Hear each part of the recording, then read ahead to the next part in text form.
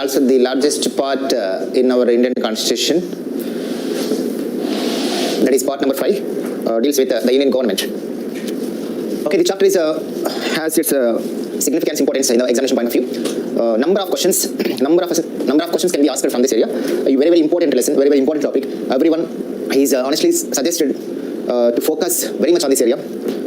In this lesson, we are going to discuss about the President, Vice President, Prime Minister, Council of Ministers, Lok Sabha, Rajya Sabha, procedure of making a law in the Parliament, Supreme Court's judiciary, jurisdiction, its powers, Controller and Auditor General of India, COG, Attorney General, all these things will be covered in this area. So, very, very important lesson. So, take special attention on this area. Coming to the topic, Union Government, part number 5 of the Constitution deals with Union Government. Part number 5. Part number 5 deals with the Union Government. Articles covered 52 to 151. Articles from 52 to 151 deals with the Union Government. This 5th chapter, which deals with the Union Government, further divided into 5 chapters. Part chapter is different. Part is nothing but the partition of articles. Part is nothing but the partition of articles, whereas chapter is a small part of Constitution. A small part. So part number 5 is further divided into 5 chapters. Chapter 1 deals with the Union Executive. The Union Executive. Chapter 2 deals with the Union Executive, articles covered 52 to 78. Okay. Chapter 2 deals with the Parliament of India. Articles from 79 to 122. Chapter 3 deals with the legislative powers of the President. The legislative powers of the President, article covered 123. Chapter 4 deals with Union Judiciary, means the Supreme Court. Union Judiciary, 124, article 124 to 147. And chapter 5 is Controller and Auditor General of India. Controller and Auditor General of India, COG, 148 to 151 articles. ఇదండి మనకి part 5 అనేది కాన్స్టిట్యూషన్లో మనకి చాలా పెద్ద part. ఎందుకంటే చాలా articles ఎక్కువ, అంటే మిగతా పార్ట్స్తో పోల్చుకుంటే మనం ఎక్కువ ఆర్టికల్స్ ఇక్కడ కవర్ అవుతాయి కాబట్టి దీన్ని మనం largest part of the constitution అని పిలుస్తాం. ఇక్కడ పార్ట్ అంటే ఏంటి అని మనం తెలుసుకోవాలి. పార్ట్ అంటే కొన్ని ఆర్టికల్స్ మనం పార్టిషన్ చేస్తే, పార్టిషన్ ఆఫ్ ఆర్టికల్స్, కొన్ని ఆర్టికల్స్ యొక్క విభజనని మనము పార్ట్ అని అంటాము. అంటే ఏదైనా ఒకే అంశానికి సంబంధించినటువంటి కొన్ని ఆర్టికల్స్ యొక్క సమూహాన్ని మనం పార్ట్ అంటాము. ఒకే అంశానికి ఇప్పుడు ఆర్టికల్ నెంబర్ 52 నుంచి 151 వరకు ఆర్టికల్స్ అన్ని కూడా దేని గురించి చెప్తాయి? మనకి ఓన్లీ యూనియన్ గవర్నమెంట్ గురించి మాత్రమే చెప్తాయి. అంటే ఒకే ఇష్యూ, ఒకే టాపిక్, ఒకే కాన్సెప్ట్ గురించి మాట్లాడతాం అన్నమాట. కాబట్టి ఆ విధంగా ఒకే రకమైనటువంటి కాన్సెప్ట్ గురించి చెప్పేటువంటి కొన్ని ఆర్టికల్స్ యొక్క విభజనను మనం ఏమంటామండి? పార్ట్ అని చెప్పేసి అంటాము. So part is nothing but the partition of articles which deals with the same concept. ఒకే అంశానికి సంబంధించినటువంటి కొన్ని ఆర్టికల్స్ యొక్క విభజనని, పార్టిషన్ మనం ఏమంటాం? పార్ట్ అని చెప్పేసి అంటాము. 5th పార్ట్ వచ్చేసి మనకి ఏం ఆర్టికల్స్ ఉన్నాయి? ఆర్టికల్ నెంబర్ 52 నుంచి 151 వరకు ఉన్నాయి. 151 వరకు ఉన్నాయి. అంటే దగ్గర మనకి సుమారుగా ఒక 100 ఆర్టికల్స్ మనకి ఇక్కడ కనిపిస్తున్నాయని చెప్పేసి మనం చూసుకోవాలి. అయితే ఈ 5th పార్ట్ అనేది ఏదైతే ఉందో అది మళ్ళీ మనకి 5 చాప్టర్స్ లాగా డివైడ్ చేయబడింది. చాప్టర్ అనేది పార్ట్లో ఒక చిన్న భాగము. అంటే ఒక పార్ట్ అనేది ఒక యూనియన్ గవర్నమెంట్ గురించి, ఒక స్టేట్ గవర్నమెంట్ గురించి చెప్పేటప్పుడు ఆ యూనియన్ గవర్నమెంట్ ఉన్నటువంటి డిఫరెంట్ టైప్స్ పార్ట్స్ గురించి మళ్ళీ ఒక చాప్టర్ మనకి చెప్తుంది. సో 5th పార్ట్ అనేది మనకి ఇక్కడ 5 చాప్టర్లుగా డివైడ్ చేయబడింది. చాప్టర్ 1 ఏం డీల్ చేస్తుంది? మనకి chapter 1 deals with union executive. Union executive అంటే ఏంటి? కేంద్ర కార్యనిర్వాహక శాఖ, అంటే ప్రెసిడెంట్ గురించి, వైస్ ప్రెసిడెంట్ గురించి, ప్రైమ్ మినిస్టర్ గురించి, కౌన్సిల్ ఆఫ్ మినిస్టర్స్ గురించి, వీళ్ళందరి గురించి మనకు చెప్తుంది. అంటే ఎవరైతే ఈ దేశంలో చట్టాలని, లాస్ని ఇంప్లిమెంట్ చేస్తారో, ఎవరైతే actual authority of implementation of government orders, government schemes, government projects అని ఏదైతే ఉంటుందో అటువంటి దాన్ని మనం ఎగ్జిక్యూటివ్ అని చెప్పేసి అంటాం. ఈ యూనియన్ ఎగ్జిక్యూటివ్ గురించి ఫస్ట్ చాప్టర్ చెప్తుంది. అందులో 52 నుంచి 78 ఆర్టికల్స్ ఉంటాయి. సెకండ్ వన్ ఏంటి? పార్లమెంట్. పార్లమెంట్ అంటే ఏంటి? మనకి మన దేశంలో ఉన్న అపెక్స్ లెజిస్లేచర్ బాడీ పార్లమెంట్. అంటే శాసనాలు అంటే చట్టాలు చేయడంలో అపెక్స్ బాడీ మనకి పార్లమెంట్. దానికంటే పెద్ద అపెక్స్ బాడీ లేదు. సో పార్లమెంట్ గురించి మనకి సెకండ్ చాప్టర్ చెప్తుంది. ఇందులో మనకి ఏమొస్తాయి? 79 to 120 ఆర్టికల్స్ మనకు వస్తాయి. ఇక థర్డ్ చాప్టర్ మనకి ఏం చెప్తుంది? Legislative powers of the president. అంటే ప్రెసిడెంట్ యొక్క లెజిస్లేటివ్ పవర్ గురించి ఆర్టికల్ 123 ద్వారా చెప్పబడింది. చాప్టర్ 4 మనకి ఏం చెప్తుంది? Union judiciary. యూనియన్ జుడిషియరీ అంటే మనకి ఏమొస్తుంది? సుప్రీం కోర్ట్ వస్తుంది ఇక్కడ. సో ఇక్కడ సుప్రీం కోర్ట్ గురించి 124 నుంచి 147 ఆర్టికల్స్ మనకి తెలియజేస్తాయి. ఇక చాప్టర్ 5 ఏముంది? Controller and auditor general of India, CAG అనేటువంటి ఒక కాన్స్టిట్యూషనల్ బాడీ ఉంది. దాని గురించి 148 నుంచి 150 వరకు చెప్తాయి. సో ఇక్కడ యూనియన్ ఎగ్జిక్యూటివ్ అన్నప్పుడు మనం ఏం చదవాలి? ఇక్కడ యూనియన్ ఎగ్జిక్యూటివ్ అన్నప్పుడు ఇక్కడ ఏం చదవాలంటే మనము ఎవరు వస్తారు? President, vice president, prime minister, council of minister, వీళ్ళందరూ వస్తారు. ఓకేనా? వీళ్ళతో పాటు అటార్నీ జనరల్ కూడా వస్తారు. కాబట్టి వీళ్ళందరి గురించి మనం చదివితే అప్పుడు మనకి టాపిక్ యూనియన్ ఎగ్జిక్యూటివ్ టాపిక్ అయినట్టు. సో యూనియన్ ఎగ్జిక్యూటివ్ దాంట్లో మనకి ఏమేమి వస్తాయండి? ప్రెసిడెంట్ వస్తారు, వైస్ ప్రెసిడెంట్ వస్తారు, ప్రైమ్ మినిస్టర్ వస్తారు, కౌన్సిల్ ఆఫ్ మినిస్టర్స్ వస్తారు, అటార్నీ జనరల్ వస్తారు. సో వీళ్ళందరి గురించి తెలియజేసుకుంటాం. ఇక చాప్టర్ 2 మనకి ఏం చెప్తుంది? పార్లమెంట్ గురించి మనకి చెప్తుంది. పార్లమెంట్లో ఏమి ఉంటాయి? మనకి పార్లమెంట్లో మనకి ఒక అప్పర్ హౌస్ అంటే రాజ్యసభ ఉంటుంది, ఒక లోయర్ హౌస్, ఒక లోక్సభ ఉంటుంది, ప్లస్ ప్రెసిడెంట్ ఉంటారు. ప్రెసిడెంట్ అనే వ్యక్తి అటు పార్లమెంట్లో అంటే పార్లమెంట్ లెజిస్లేచర్, యూనియన్ లెజిస్లేచర్లో పార్టీగా ఉంటారు, యూనియన్ ఎగ్జిక్యూటివ్లో కూడా పార్టీగా ఉంటారు ప్రెసిడెంట్ అని గుర్తుపెట్టుకోవాలి. సో ఇక చాప్టర్ 3 అంటే లెజిస్లేటివ్ పవర్స్ ఆఫ్ ప్రెసిడెంట్. ఇక చాప్టర్ 4 వచ్చేసి మనకి యూనియన్ జుడిషియరీ. అంటే ఇక్కడ మనకి ఏమొస్తుంది? సుప్రీం కోర్ట్ అనేది మనకి ఇక్కడ రావడం జరుగుతుందని చెప్పి గుర్తుపెట్టుకోవాలి. ఇక కాగ్ అంటే automatic controller and auditor general of India. కాబట్టి మనం ఇక్కడ గుర్తుపెట్టుకోవాల్సిన విషయం ఏంటి? Any government in any state must consisting of 3 departments or 3 pillars. The main 3 pillars of the government is legislature. Any government in the world consisting of these 3 branches or these 3 departments or these 3 pillars. First one is legislature, second one is executive, third one is judiciary. Any government in the world is constructed on 3 pillars. ప్రతి ప్రభుత్వం కూడా ప్రపంచంలో మనకి 3 pillars మీద build up అయి ఉంటుంది. First one ఏంటి? Legislature. What is the main function of legislature అంటే to make laws. To make laws, చట్టాలు చేయడము. మన ఇండియాలో లెజిస్లేచర్ కింద ఎవరెవరు వస్తారు? పార్లమెంట్ వస్తుంది, అంటే లోక్సభ, రాజ్యసభ, అదేవిధంగా స్టేట్లో ఉన్నటువంటి అసెంబ్లీ, అదేవిధంగా కొన్ని స్టేట్లో మాత్రమే ఉన్నటువంటి లెజిస్లేటివ్ కౌన్సిల్, ఇలాంటివన్నీ కూడా మనకి లెజిస్లేచర్ కిందకి వస్తాయి. సమ్ టైమ్స్ ప్రెసిడెంట్ ఇచ్చేటువంటి ఆర్డినెన్సెస్, గవర్నర్ ఇచ్చేటువంటి ఆర్డినెన్సెస్ అవి కూడా లెజిస్లేచర్ కిందకి వస్తాయి. కాబట్టి లెజిస్లేచర్ యొక్క మెయిన్ ఫంక్షన్ ఏంటి? మేకింగ్ లాస్, చట్టాలను రూపొందించడము. అయితే లెజిస్లేచర్ రూపొందించినటువంటి ఈ చట్టాలని ఎవరు ఎగ్జిక్యూట్ చేస్తారు అనేది ఇక్కడ ప్రశ్న. ఎవరు ఎగ్జిక్యూట్ చేస్తారంటే, ఎగ్జిక్యూట్ చేయడానికి ఒక స్పెషల్ గా ఒక బాడీ అనేది ఉంటుంది. యూనియన్ గవర్నమెంట్ అయితే మనం యూనియన్ ఎగ్జిక్యూటివ్ అంటాము, స్టేట్ లో అయితే మనం స్టేట్ ఎగ్జిక్యూటివ్ అంటాము, డిస్ట్రిక్ట్ లో అయితే డిస్ట్రిక్ట్ ఎగ్జిక్యూటివ్ అని చెప్పేసి అంటాము, అదేవిధంగా గ్రామ పంచాయతీలో అయితే విలేజ్ ఎగ్జిక్యూటివ్ అని చెప్పేసి అంటాము. ఈవెన్ విలేజ్ లో కూడా ఎగ్జిక్యూటివ్ అథారిటీ ఉంటుందండి. ఓకేనా? సో ఈ విధంగా ఎగ్జిక్యూటివ్ అంటే to implement laws, to implement అంటే యాక్చువల్గా లెజిస్లేచర్ అనేది చట్టాలు చేస్తే దాన్ని ఇంప్లిమెంట్ చేసేది ఎవరు? ఎగ్జిక్యూటివ్ ఇంప్లిమెంట్ చేస్తుంది. గవర్నమెంట్కి సంబంధించినటువంటి అన్ని లాస్, అన్ని రకాల చట్టాలు, అన్ని రకాల ప్రోగ్రామ్స్, అన్ని రకాల వెల్ఫేర్ స్కీమ్స్, అన్ని రకాల డెవలప్మెంట్ ప్రాజెక్ట్స్ ఇవన్నీ కూడా ఎవరు ఇంప్లిమెంట్ చేస్తారు? ఎగ్జిక్యూటివ్ అనే వాళ్ళు ఇంప్లిమెంట్ చేస్తారు. ఇక జ్యుడిషియరీ ఏం చేస్తుంది? ఇక్కడ ఈ లెజిస్లేచర్ చట్టాలు చేయడంలో కానీ, ఎగ్జిక్యూటివ్ వాటిని ఇంప్లిమెంట్ చేయడంలో కానీ కాన్స్టిట్యూషన్కి అనుగుణంగా చేస్తున్నాయా లేదా, ఆ చట్టాలు లేదా ప్రోగ్రామ్స్ అనేవి కాన్స్టిట్యూషన్కి లోబడి ఉన్నాయా లేదా అని ఎప్పటికప్పుడు ఈ జ్యుడిషియరీ అనేది చేస్తుంటుంది. ఫండమెంటల్ రైట్స్ కంప్లీట్గా ఇంప్లిమెంట్ అవుతున్నాయా లేదా అనేది సమ్మరైజ్ చేస్తుంటుంది అనమాట. Judiciary is special wing which is completely separated from executive as per article number 50 of DPSP, which always look into the matters of executive and legislature. కాబట్టి legislature and executive సంబంధించిన అనేక అంశాలు ఎప్పటికప్పుడు ఇది ప్రశ్నిస్తూ, ఇది ఎప్పటికప్పుడు ఏం చేస్తుంది? ఎంక్వైరీ చేస్తూ ఉంటుంది, ఎప్పటికప్పుడు పరిశీలిస్తూ ఉంటుంది. కాబట్టి జ్యుడిషియరీ అనేది ఏం చేస్తుంటుంది? It is always looking into the matters of legislature and executive and also behaving as the defender of the constitution. కేవలం లెజిస్లేచర్ ఎగ్జిక్యూటివ్ ఇచ్చేటువంటి అంశాలను పరిశీలించడమే కాకుండా కాన్స్టిట్యూషన్ కి అదొక డిఫెండర్ లాగా పనిచేస్తుంటుంది అని చెప్పి గుర్తుపెట్టుకోవాలి. సో ఈ విధంగా ఈ 3 పిల్లర్స్ అనేవి చాలా ఇంపార్టెంట్. అయితే మన ఇండియాలో ఏం జరుగుతుందంటే ఈ రెండు మాత్రమే ఒకదాని మీద ఇంటర్ డిపెండెంట్ అయి ఉంటాయి యాక్చువల్గా. కానీ జ్యుడిషియరీ అనేది కంప్లీట్గా సపరేట్ అయి ఉంటుంది. As per article number 50 of the constitution, judiciary separated from executive అని మనం ఇంతకుముందు చెప్పుకున్నాము. అంటే అర్థం ఏంటి? ఈ జ్యుడిషియరీ అనేది ఇండిపెండెంట్ బాడీ, అది స్వతంత్రంగా ఉంటుంది దానికి. ఎందుకంటే జ్యుడిషియరీ అనేది చాలా వాల్యుబుల్ అనమాట. ఇక్కడ ఉన్నటువంటి మన కంట్రీలో ఉన్నటువంటి ప్రతి ఒక్క సిటిజన్ కి ఒక జస్టిస్ అనేది రావాలి, మంచి జస్టిస్ అనేది రావాలి. అదేవిధంగా కాన్స్టిట్యూషన్ అనేది కాపాడుతూ ఉండాలి. ఈ రెండు అనేవి అదేవిధంగా ఇండియాలో ఉన్నటువంటి ఫెడరల్ సిస్టమ్ ఏదైతే ఉందో, అంటే relation between state and centre, distribution of powers between state and centre అనేది ఉందో, ఆ ఫెడరల్ సిస్టమ్ ని ఈ సుప్రీం కోర్టు కానీ హైకోర్టు కానీ కాపాడుతూ ఉండాలి. అందుకోసం ఈ సుప్రీం కోర్టుకి సంబంధించి కానీ లేదా ఇతర జ్యుడిషియల్ బాడీస్కి సంబంధించి కానీ ఈ ఎగ్జిక్యూటివ్ యొక్క ఇంటర్ఫియరెన్స్ లేకుండా ఉండడం కోసమే ఆర్టికల్ 50 ప్రకారం జ్యుడిషియరీ సపరేట్ చేయడం జరిగింది. మరి మిగతా రెండు మాత్రం ఈ లెజిస్లేచర్ కానీ ఎగ్జిక్యూటివ్ కానీ రెండు ఒకదానికి ఒకటి ఇంటర్ డిపెండెంట్ అయి ఉంటాయి, ఒకదాన్ని ఒకటి అనుసంధానం చేస్తుంటాయి. ఎందుకంటే లెజిస్లేచర్ లో ఉన్న పర్సన్లే ఎగ్జిక్యూటివ్ లో ఉంటారు, ఎగ్జిక్యూటివ్ లో ఉన్న పర్సన్లే లెజిస్లేచర్ లో ఉంటారు. ఫర్ ఎగ్జాంపుల్ మనం గమనించినట్లయితే ఇక్కడ ప్రైమ్ మినిస్టర్ ఉంటారు ఎగ్జిక్యూటివ్, అదే ప్రైమ్ మినిస్టర్ ఇక్కడ లోక్సభ మెంబర్ గాను రాజ్యసభ మెంబర్ గాను ఉంటారు. అర్థమవుతుందా? ఇక్కడ ఎగ్జిక్యూటివ్ లో కౌన్సిల్ ఆఫ్ మినిస్టర్స్ ఉంటారు, అదే కౌన్సిల్ ఆఫ్ మినిస్టర్స్ ఇక్కడ మెంబర్ ఆఫ్ పార్లమెంట్స్ లాగా ఉంటారు. అంటే ఎవరైతే చట్టాలు చేస్తారో వాళ్ళే చట్టాలు ఇంప్లిమెంట్ చేసేటువంటి వ్యక్తులు కూడా ఉంటారు. కాబట్టి మన ఇండియాలో ఈ లెజిస్లేచర్ అనేది ఎగ్జిక్యూటివ్ అనేది రెండు కూడా ఒకదానికి ఒకటి ఇంటర్లింక్ అయి ఉంటుంది, ఇంటర్ డిపెండెంట్ అయి ఉంటుంది. కాబట్టి ఇక్కడ వీటి మధ్య మంచి రిలేషన్ ఉంటుంది అనమాట. ఎప్పుడైనా ఎగ్జిక్యూటివ్ అనేది ఓవర్ లిమిట్ అయితే, తన యొక్క పవర్స్ ని ఓవర్ గా చేస్తే అప్పుడు లెజిస్లేచర్ అనేది దాన్ని అదుపులో పెడుతుంది. ఒకవేళ లెజిస్లేచర్ అనేది కనుక అతిక్రమిస్తే, అంటే మరి తన పరిధి దాటి ప్రవర్తిస్తే అప్పుడు ఎగ్జిక్యూటివ్ అనేది దాన్ని నియంత్రిస్తుంది. కాబట్టి ఇక్కడ ఈ లెజిస్లేచర్ ఎగ్జిక్యూటివ్ అనేవి కేవలం ఒకదాని మీద ఒకటి డిపెండ్ అవ్వనే కాకుండా ఒకదాని ఒకటి కోఆపరేట్ చేసుకోవడమే కాకుండా ఒకదాన్ని ఒకటి కంట్రోల్ చేసుకుంటూ ఉంటాయి, ఒకదాన్ని ఒకటి నియంత్రించుకుంటూ ఉంటాయి. కానీ జ్యుడిషియరీ అనేది మాత్రం సపరేట్ గా ఇండిపెండెంట్ గా ఉంటుంది అని చెప్పేసి పెట్టుకోవాలి. సో ఇవన్నీ కూడా మనకి గవర్నమెంట్ కి సంబంధించిన బేసిక్ పాయింట్స్ మనం పెట్టుకోవాలి. So now coming to the main point chapter 1. ఇప్పుడు మనం ఒక్కొక్క చాప్టర్ గురించి మనం చెప్పుకోవాలి, ఒక్కొక్క చాప్టర్ లో మళ్ళీ మనం ఒక్కొక్క పర్సన్ గురించి మనం చెప్పుకోవాలి. సో ఇప్పుడు మనం యూనియన్ ఎగ్జిక్యూటివ్ కింద ప్రెసిడెంట్ గురించి మనం మాట్లాడుకోవాలి. ప్రెసిడెంట్ అంటే ఏంటి, ప్రెసిడెంట్ యొక్క స్పెషల్ ఫీచర్స్ ఏంటి, ప్రెసిడెంట్ ఎలా ఎలక్ట్ అవుతాడు, ప్రెసిడెంట్ యొక్క క్వాలిఫికేషన్స్ ఏంటి, తన టెన్యూర్ ఏంటి, ఎలా ఉంటాడు, తన పవర్స్ ఏంటివి, ఎలా కలిగించవచ్చు, ఈ ప్రొసీజర్ ఏంటి, ఇవన్నీ కూడా తెలుసుకోవాలి. సో అందువల్ల ఇది మనకి చాప్టర్ అనమాట. సో ఇంపార్టెంట్ క్వశ్చన్స్ కూడా మనకి ఇక్కడ నుంచి వచ్చే అవకాశం ఉంది. So let's have a look on the first chapter of the 5th part of the constitution, union executive. Union executive is further divided into 4 main chapters: president, vice president, prime minister, council of ministers and attorney general. So వీళ్ళ గురించి మనం చెప్పుకుంటే కంప్లీట్గా union executive అనేది complete అవుతుంది. So మనం first ఏం చేస్తాం, యూనియన్ ఎగ్జిక్యూటివ్ గురించి మాట్లాడుకుంటాం. ఈ యూనియన్ ఎగ్జిక్యూటివ్ మనం ఎవరి గురించి మాట్లాడుకోవాలి? ఫస్ట్ ప్రెసిడెంట్ గురించి మాట్లాడుకోవాలి. President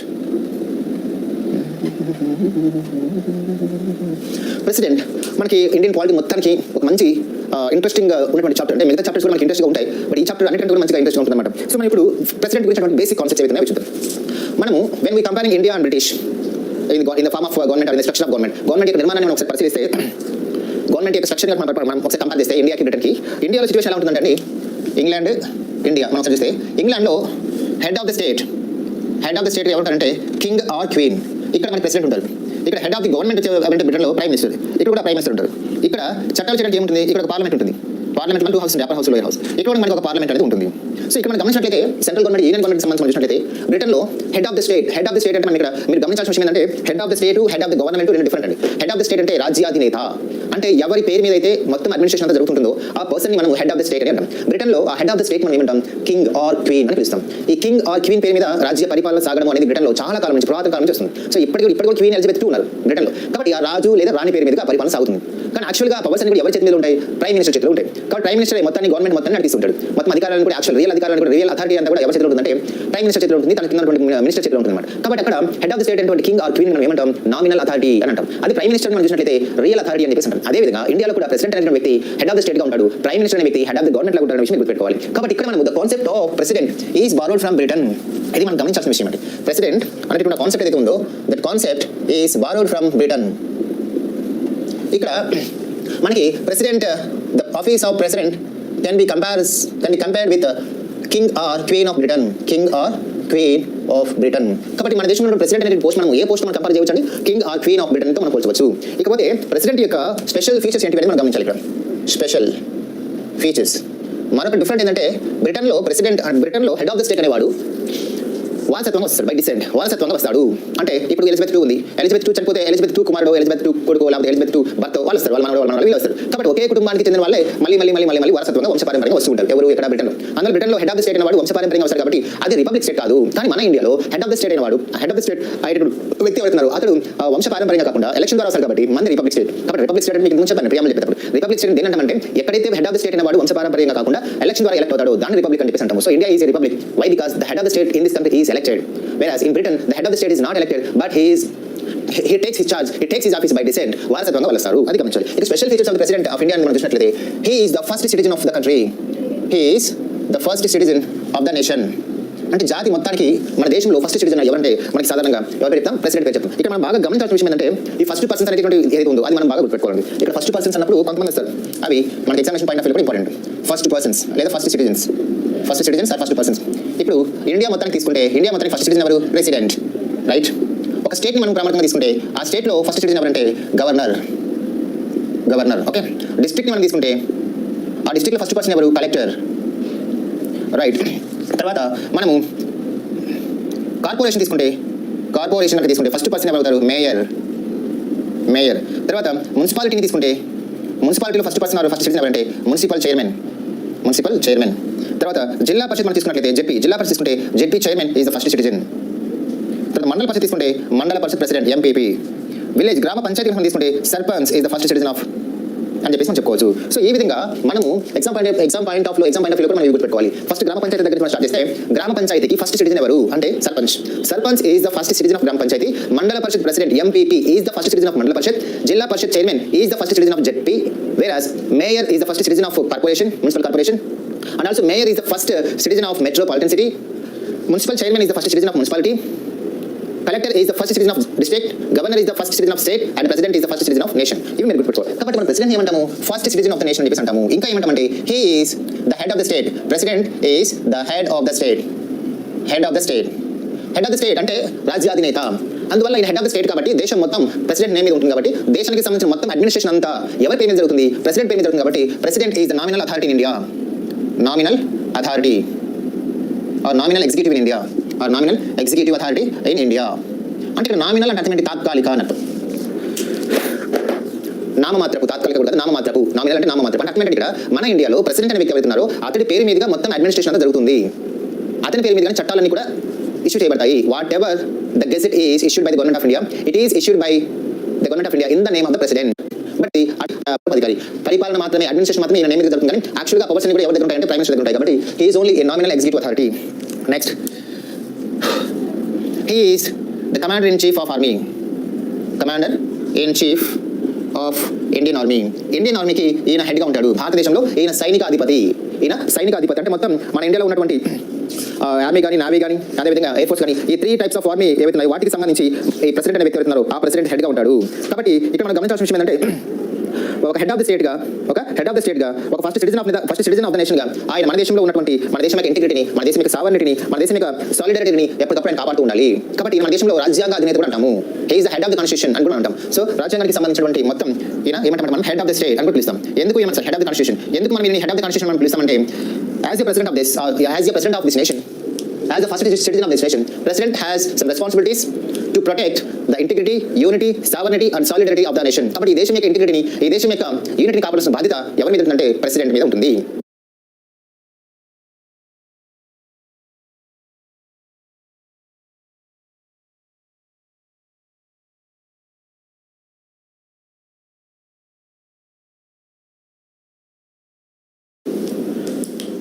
So, President is the first citizen of the nation. He is the head of the state. He is the nominal executive authority.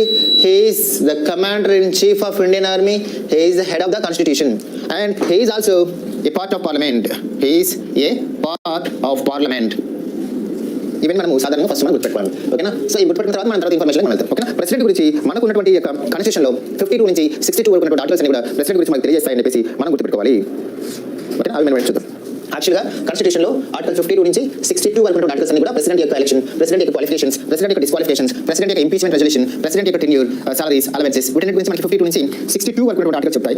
అయితే ఇక్కడ మనం గమనించాల్సిన విషయం ఏంటంటే ఈ 62 వరకు ఆర్టికల్స్ కాకుండా కాన్స్టిట్యూషన్లో ఇంకా మిగతా కొన్ని ఆర్టికల్స్ కూడా ప్రెసిడెంట్ యొక్క పవర్స్ గురించి, ప్రెసిడెంట్ యొక్క executive, legislative and judiciary powers గురించి, అదే డిస్క్రిషనరీ పవర్స్ గురించి చెప్పడం జరుగుతుంది అని చెప్పేసి గుర్తుపెట్టుకోవాలి. ఒకసారి మనం ఒక లుక్ అనేది వీటిని చేస్తే చూద్దాం.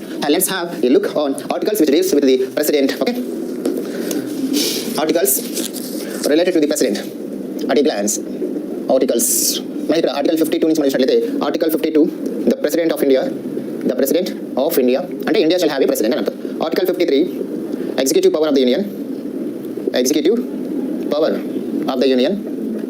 Next article 54 election of president, election of president.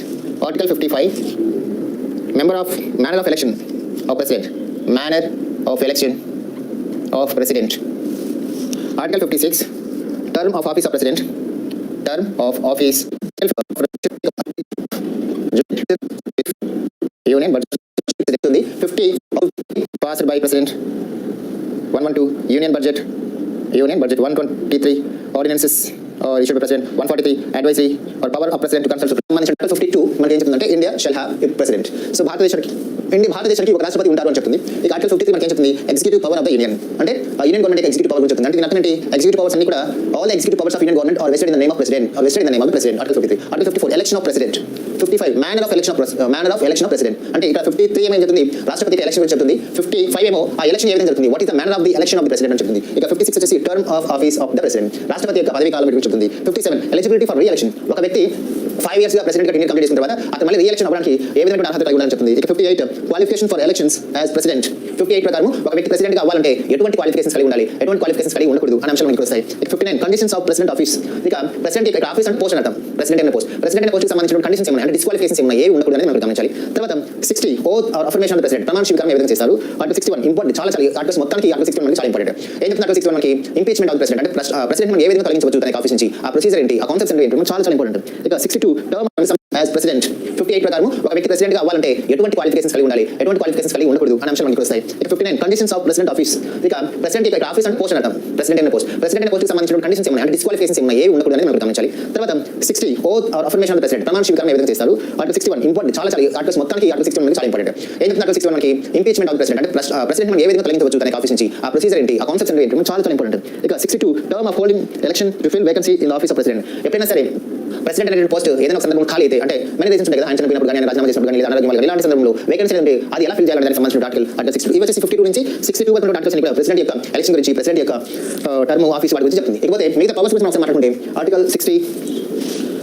ఇక article 65 vice president to act as president or to discharge his functions. ఎప్పుడైనా సరే ఏదో ఒక సందర్భంలో ప్రెసిడెంట్ యొక్క పోస్ట్ అనేది వేకెంట్ అయిపోతే, ఖాళీ అయిపోతే, ఏదైనా ఒక కారణం సడన్ గా మరణించిన, సడన్ గా రిజిగ్నేషన్ ఇచ్చిన, సడన్ గా అనారోగ్యం వల్ల బాగలేకపోయినా, అలాంటప్పుడు వైస్ ప్రెసిడెంట్ అనే వ్యక్తి ఆడ్ హాక్ ప్రెసిడెంట్ లాగా ఉంటాడు అనమాట, అంటే తాత్కాలిక రాష్ట్రపతిగా. అలాంటప్పుడు ఆ ఫంక్షన్స్ అనేవి ఎలా ఉండాలని దానికి సంబంధించినవి 65 చెప్తుంది. Vice president to act as president or to discharge his functions. 71 matters relating to the election of president. 71 ఏం చెప్తుందంటే ప్రెసిడెంట్ ఎలక్షన్స్ కి సంబంధించి ఏదైనా వివాదం ఏర్పడితే, ఆ వివాదానికి సంబంధించినటువంటి న్యాయపరమైన అంశాల గురించి ఇక్కడ 71 చెప్తుంది. 72 judicial powers of president. Important 72 అంటే మనకి మన దేశంలో మనకున్నటువంటి ఈ యొక్క జ్యుడిషియల్ సిస్టమ్ లో భాగంగా మనకు ఎలాంటిది సుప్రీంకోర్టు ఒక జడ్జ్మెంట్ ఇచ్చిన తర్వాత కూడా మనం నిరాశపడాల్సిన పని లేదు. సుప్రీంకోర్టు జడ్జ్మెంట్ ఇచ్చిన తర్వాత ఒక పనిష్మెంట్ అనేది కన్ఫర్మ్ అయిన తర్వాత కూడా మనం అక్కడ ఆగిపోకుండా ఈవెన్ ప్రెసిడెంట్ దగ్గరికి వెళ్ళచ్చు. ప్రెసిడెంట్ దగ్గరికి వెళ్ళి మనం పార్డన్ అడగచ్చు, క్షమాభిక్ష అడగచ్చు. కాబట్టి ఆ విధంగా పార్డన్ ఇవ్వడం, లేదా శిక్షణ తగ్గించడం, శిక్షణ వాయిదా వేయడం, శిక్షణ ఇంకొక రకంగా మార్చడం, ఇటువంటి జ్యుడిషియల్ పవర్స్ అనేవి కూడా సుప్రీంకోర్టు ప్రెసిడెంట్ ఆఫ్ ఇండియా ఉన్నాయి. కాబట్టి సుప్రీంకోర్టు ఒక జడ్జ్మెంట్ ఇచ్చిన తర్వాత కూడా మళ్ళీ మనం అప్పీల్ ఎక్కడ చేసుకోవచ్చు, ప్రెసిడెంట్ దగ్గర చేసుకోవచ్చు. కాబట్టి ఆర్టికల్ 72 అనేది ప్రెసిడెంట్ యొక్క జ్యుడిషియల్ పవర్స్ గురించి మనకు తెలియజేస్తుంది. ఇక 74 అనేది council of ministers to aid and advise the president. 74 అంటే ఈ యొక్క రాష్ట్రపతి అనేటువంటి ప్రెసిడెంట్ అనే వ్యక్తి ఎవరున్నారు, ఈ ప్రెసిడెంట్ అనే వ్యక్తి కౌన్సిల్ ఆఫ్ మినిస్టర్స్ యొక్క సహాయం తీసుకోవాలి, కౌన్సిల్ ఆఫ్ మినిస్టర్స్ యొక్క అడ్వైస్ తీసుకోవాలి అంటే చెప్తుంది. అంటే ప్రెసిడెంట్ ఏం చేసినా కౌన్సిల్ ఆఫ్ మినిస్టర్స్ యొక్క అడ్వైజెస్ ప్రకారం ఆయన నడుచుకోవాలి అని చెప్పి ఆర్టికల్ 74 కూడా సుప్రీంకోర్టు ప్రెసిడెంట్ ఆఫ్ ఇండియా ఉన్నాయి. కాబట్టి సుప్రీంకోర్టు జడ్జ్మెంట్ ఇచ్చిన తర్వాత కూడా మళ్ళీ మనం అప్పీల్ ఎక్కడ చేసుకోవచ్చు, ప్రెసిడెంట్ దగ్గర చేసుకోవచ్చు. కాబట్టి ఆర్టికల్ 72 అనేది ప్రెసిడెంట్ యొక్క జ్యుడిషియల్ పవర్స్ గురించి మనకు తెలియజేస్తుంది. ఇక 74 అనేది council of ministers to aid and advise the president. 74 అంటే ఈ యొక్క రాష్ట్రపతి అనేటువంటి ప్రెసిడెంట్ అనే వ్యక్తి ఎవరున్నారు, ఈ ప్రెసిడెంట్ అనే వ్యక్తి కౌన్సిల్ ఆఫ్ మినిస్టర్స్ యొక్క సహాయం తీసుకోవాలి, కౌన్సిల్ ఆఫ్ మినిస్టర్స్ యొక్క అడ్వైస్ తీసుకోవాలి అంటే చెప్తుంది. అంటే ప్రెసిడెంట్ ఏం చేసినా కౌన్సిల్ ఆఫ్ మినిస్టర్స్ యొక్క అడ్వైజెస్ ప్రకారం ఆయన నడుచుకోవాలి అని చెప్పి ఆర్టికల్ 74 మనకు చెప్తుంది. 75 మనకి ఏం చెప్తుంది, other provisions as ministers like appointment salaries like అంటే కౌన్సిల్ ఆఫ్ మినిస్టర్స్ కి సంబంధించినటువంటి ఈ అంశాలు ఏవైతున్నాయో అంటే వాళ్ళ అపాయింట్మెంట్ కానీ వాళ్ళ ఓత్ అఫర్మేషన్స్ కానీ వాళ్ళ సాలరీ గురించి చెప్తుంది. ఇక 76 వచ్చేసి అటార్నీ జనరల్ అనే వ్యక్తిని కూడా ప్రెసిడెంట్ నియమిస్తాడు అని చెప్తుంది. 77 మనకి ఏం చెప్తుంది? Conduct of business of government of India అని చెప్తుంది. 78 మనకి ఏం చెప్తుంది? Duties of the president, duties of the prime minister to furnishing information to the president. 78 ప్రకారం ప్రెసిడెంట్ కి ప్రైమ్ మినిస్టర్ ఎప్పటికప్పుడు తనకి ఇన్ఫర్మేషన్ అందిస్తూ ఉండాలి. అంటే కౌన్సిల్ ఆఫ్ మినిస్టర్స్ ఏ డిసిజన్ తీసుకున్నా ఆ డిసిజన్స్ కి సంబంధించినటువంటి మొత్తం ఇన్ఫర్మేషన్ ప్రెసిడెంట్ కి ప్రైమ్ మినిస్టర్ అందిస్తూ ఉండాలి. సో 78 ప్రకారం. 85 వచ్చేసి sessions of parliament, summon, prorogue and dissolution. President కి కొన్ని లెజిస్లేటివ్ పవర్స్ ఉన్నాయి. అవేంటంటే పార్లమెంట్ ని సమ్మన్ చేయడం, సమావేశపరచడం, ప్రోరాగ్ చేయడం, వాయిదా వేయడం, డిసలేషన్ రద్దు చేయడం ఇలాంటివి అన్నమాట. కాబట్టి 85 అనేది అటువంటి పవర్స్ మనకి ప్రెసిడెంట్ దగ్గర ఉంటాయని చెప్తుంది. ఇక ఆర్టికల్ నెంబర్ 111 ప్రెసిడెంట్ కి ప్రైమ్ మినిస్టర్ అందిస్తూ ఉండాలి.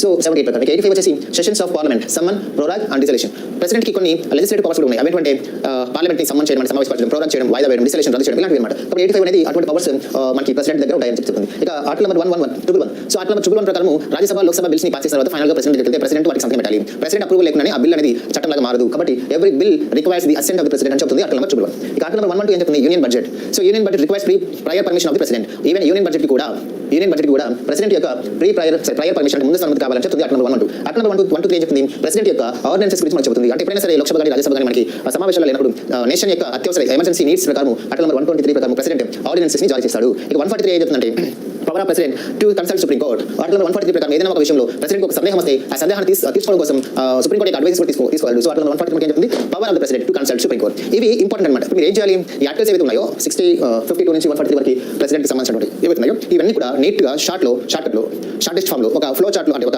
ఏమంటారని ఒక చార్ట్ తీసుకొని ఆ చార్ట్ లో నీట్ గా మీకు బాగా స్పష్టంగా కనిపించేటువంటి కలర్, రెడ్ కలర్ కానీ, బ్లూ కలర్ కానీ, గ్రీన్ కలర్ కానీ ఏదైతే ఉంటుందో దాంతో మీకు కనిపించిన సైజులో నీట్ గా రాసుకోవాలి. Articles related to the president at glance అని పెట్టుకొని 52 it shall have a president. 53 all the executive powers are vested in the name of president. Article 54 election of the president. So ఇలాగన్నమాట మొత్తం నీట్ రాసేసుకొని మీరు మీ యొక్క study room ఏదైతే ఉంటుందో ఆ study room లో మీరు మీ వాల్కి ఈ విధంగా మీరు స్టిక్ చేయాలి. అలా స్టిక్ చేసిన తర్వాత మీరు మామూలుగా ప్రాక్టీస్ చేస్తారు, 1-2 సార్లు ప్రాక్టీస్ చేస్తారు. చేసిన తర్వాత ఏం చేయాలి? మీరు నేర్చుకున్న ఆర్టికల్స్ ని మీ ఫ్రెండ్కి చెప్పాలి. మీ ఫ్రెండ్ ఏం చేయాలి? మళ్ళీ మీకు చెప్పాలి. అలా 2-4 టైమ్స్ చెప్పాలి చూడకుండా. ఒకవేళ మీ ఫ్రెండ్స్ ఎవరు లేరనుకోండి, మీరు ఇండివిజువల్గా ప్రిపేర్ అవుతున్నారు, మీకు ఎవరు ఒక అంటే మీతో పాటు ప్రిపేర్ అయ్యేటువంటి వ్యక్తి ఎవరు లేరు అన్నప్పుడు ఏం చేయాలి? మీ గోడే మీకు ఫ్రెండ్ కాబట్టి మీరు నేర్చుకోవచ్చు. గోడని మీ ఫ్రెండ్ లాగా ఉంచుకొని మీ గోడకి మీరు చెప్పాలి. So articles relating to the president at glance అని చెప్పేసి ఆర్టికల్ నెంబర్ 52 ఇది 53 మీ గోడకి మీరు చెప్పేసుకోవాలి. అలా చెప్పేసిన తర్వాత మీరు కరెక్ట్గా చెప్పారు లేదో మీకు తెలుస్తుంది. అలా చెప్పడం ఏమవుతుంది? ఆర్టికల్స్ అనేవి గుర్తుంటాయి. ఓకే, అలా చేస్తే మీకు గుర్తుంది. ప్లస్ అదిగా మీరు ఎప్పుడు ఆర్టికల్స్ అనేది మీ గోడకి మీరు తీసుకుంటారు, స్టిక్ చేసుకుంటారు. కాబట్టి మీకు ఏదైనా ఎప్పుడైనా గుర్తు రాకపోతే వాళ్ళ చూసినప్పుడు వెంటనే అది మైండ్లోకి పోతుంది. సో ఈ విధంగా చేయడం వల్ల ఆర్టికల్స్ గుర్తుంటాయి. అందుకే ఆర్టికల్స్ మొత్తం ఆర్టికల్ 1 నుంచి 395 వరకు పెద్ద పేపర్లో రాసేసుకొని గోడ తీసుకొని అలా బైహార్ట్ చేయడం వల్ల గుర్తుండవు. ఒక టాపిక్ కి సంబంధించి మాత్రమే గుర్తుపెట్టుకోవాలి. ప్రెసిడెంట్ టాపిక్ కి సంబంధించిన ఆర్టికల్స్ మాత్రమే గుర్తుపెట్టుకోవాలి ఆ టాపిక్ దగ్గర. అదే తర్వాత మళ్ళీ ఇంకొక పోస్ట్ వచ్చినప్పుడు అక్కడ ఆర్టికల్స్. అలాగా ఇక్కడ మన ఇండియన్ పాలిటీలో ఏ కాన్సెప్ట్ మనకి వస్తుందో ఆ కాన్సెప్ట్ కి సంబంధించినటువంటి ఆర్టికల్స్ మాత్రమే అక్కడ నేర్చుకోవాలి. మళ్ళీ నెక్స్ట్ టాపిక్ దగ్గర నెక్స్ట్ చాప్టర్స్ అలా నేర్చుకోకపోతే మనకి కాన్సెప్ట్ కవర్ అవుతుంది, కాన్సెప్ట్ కి సంబంధించినటువంటి ఆర్టికల్స్ కవర్ అవుతాయి. రెండింటి మధ్య ఉన్నటువంటి రిలేషన్స్ అంటే కోయిన్సైడెన్స్ ఏదైతే ఉంటుందో అది మిస్ కాకుండా ఉంటుంది. ఓకే, అది మిస్ అయినట్టు మాత్రం మనకి కాన్సెప్ట్ ఎగిపోతుంది, ఆర్టికల్ నెంబర్ గుర్తులేకపోతే. అలా కాకుండా కాన్సెప్ట్ ఆర్టికల్ రెండు ఇంటర్లింక్ చేసుకుంటూ చదవాలి. వాటి మధ్య ఉన్నటువంటి ఆ కోయిన్సైడెన్స్ ఏదైతే ఉంటుందో అది కరెక్ట్గా ఉండాలన్నమాట, లేదంటే మిస్ అయిపోతుంది. ఇప్పుడు మనం ఏం చేయాలి? ఆర్టికల్స్ మనకు గుర్తున్న తర్వాత ఇప్పుడు మనము కాన్సెప్ట్ వెళ్ళాలి. కాన్సెప్ట్ వెళ్ళే ముందు మనం వెళ్ళాలి ఒక పోస్ట్ గురించి వెళ్ళాలి. ఫస్ట్ ఒక వ్యక్తి ప్రెసిడెంట్ కావాలంటే ఏం క్వాలిఫికేషన్ అంటే ప్రతి పోస్ట్కి సంబంధించి ఫస్ట్ క్వాలిఫికేషన్స్ తీసుకోవాలి. ఆ క్వాలిఫికేషన్స్ ఉంటే తర్వాత ఎటువంటి డిస్క్వాలిఫికేషన్స్ ఉండకూడదు. క్వాలిఫికేషన్స్ ఫస్ట్ చదవండి. ఫస్ట్ ఒక పోస్ట్ గురించి చదివేటప్పుడు అంటే ఏ అర్హతలు ఉండాలి, ఏం ఉండకూడదు.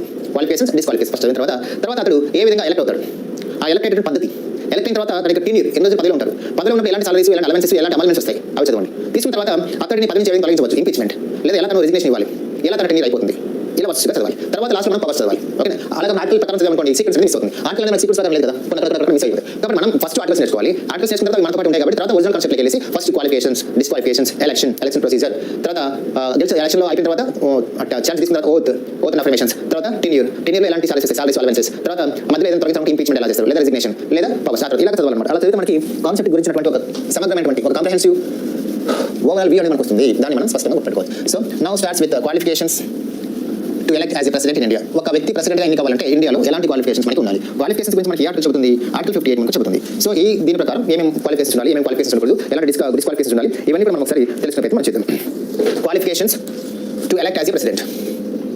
Qualifications to elect as a president.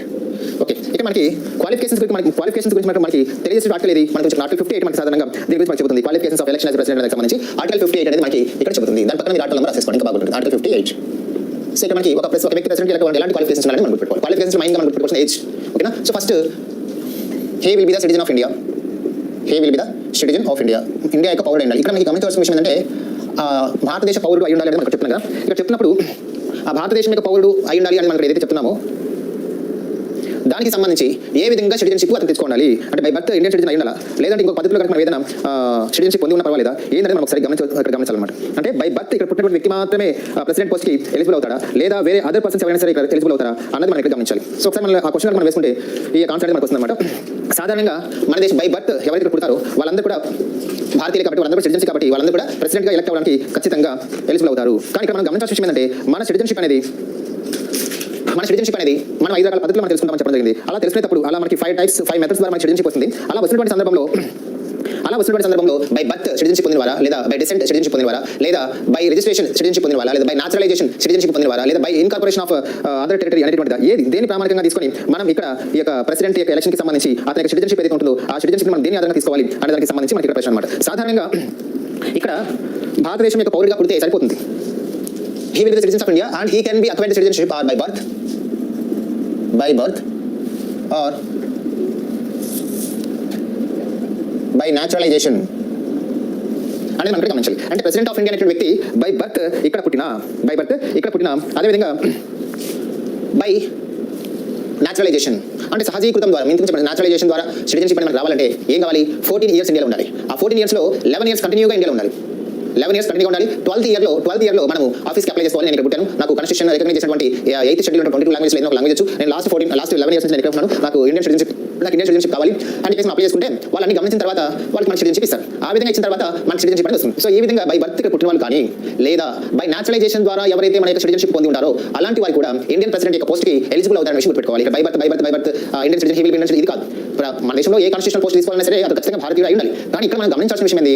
President అనే పోస్ట్కి మనం ఎలిజిబుల్ అవ్వాలంటే either we would be citizen of Indians and also we would get Indian citizenship or we would acquire Indian citizenship by naturalization method. Naturalization ద్వారా మనము Indian citizenship పొంది ఉన్నప్పటికీ కూడా మనము ప్రెసిడెంట్ పోస్ట్కి ఎలిజిబుల్ అవుతాము. ఇక్కడ పుట్టిన వాళ్ళు మాత్రమే కాదు, ఇక్కడ పుట్టకపోయినా బై బర్త్ భారతీయులు కాకపోయినా బై డిసెంట్ భారతీయులు కాకపోయినా న్యాచురలైజేషన్ ద్వారా ఎవరైతే సిటిజన్షిప్ పొందుతారో వారు కూడా ప్రెసిడెంట్ అనే పోస్ట్కి ఎలిజిబుల్ అవుతారనే విషయం గుర్తుపెట్టుకోవాలి. ఇక న్యాచురలైజేషన్ ద్వారా ఏ విధంగా సిటిజన్షిప్ పొందుతారని మనం ఇంతవరకు డీటెయిల్గా చెప్పాం. 14 years ఇండియాలో ఉండాలి. అంటే 14 yearsలో 11 years కంటిన్యూగా ఇండియాలో ఉండాలి. 12th ఇయర్లో మనం అప్లై చేసుకోవాలి. 8th షెడ్యూల్లో కాన్స్టిట్యూషన్ చేత అఫీషియల్గా రికగ్నైజ్ చేయబడిన 22 లాంగ్వేజ్లో ఏదో ఒక లాంగ్వేజ్ ఉండాలి. వాడు ఏ దేశం చెంది ఉంటాడో ఆ దేశం యొక్క సిటిజన్షిప్ వదులుకొని ఉండాలి. ఇలా చేసినప్పుడు అతనికి న్యాచురలైజేషన్ ద్వారా సిటిజన్షిప్ వస్తుంది. ఇది first condition. Second condition age 35 years complete చేసుకొని ఉండాలి.